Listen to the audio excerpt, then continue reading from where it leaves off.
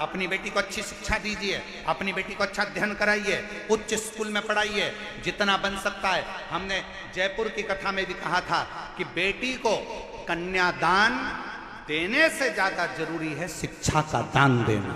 बेटी को अच्छा पढ़ाओ, उच्च शिक्षा प्रदान करो। कन्यादान जो दिया है वो हो सकता है कि एक ना एक दिन समाप्त हो जाए, पर शिक्षा का दान जो तुमने दिया है, बेटी को पढ़ाया लिखाया, वो शिक्षा एक दिन उस बेटी की जिंदगी में कभी ना कभी काम जरूर आएगी। बनाओ बेटी को शिक्षा अच्छी दीजिए और बच्चों को लायक बनाओ, खूब लायक बनाओ, पर बच्चों को इतना लायक भी मत बना देना कि एक दिन को माँ बाप को नालायक समझने लगे। लायक बनाओ, पढ़ाओ, खूब शिक्षा दीजिए।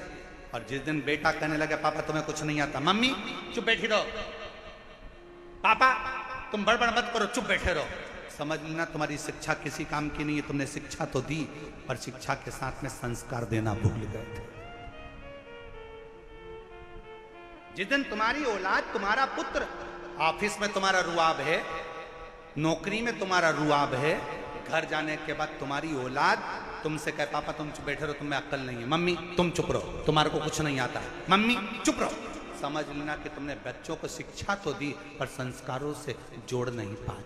तुम बच्चों को लायक तो बना दिए पर उसने तुमको नालायक समझ लिया। इसलिए याद रखना, अपने बुढ़ापे को सुधारने के लिए अपनी औलादों के सामने तुम्हारी पत्नी भले 8वीं फेल है, पर बच्चों से हमेशा कहना कि तेरी माँ के बराबर कोई दुनिया में समझदार नहीं है, और अपने बच्चों के सामने कहना कि तेरे बाप के जैसा दुनिया में कोई समझदार नहीं है। अपने औलाद के सामने अपनी पत्नी का सम्मान करो, अपनी औलाद के सामने अपने पति का सम्मान करो।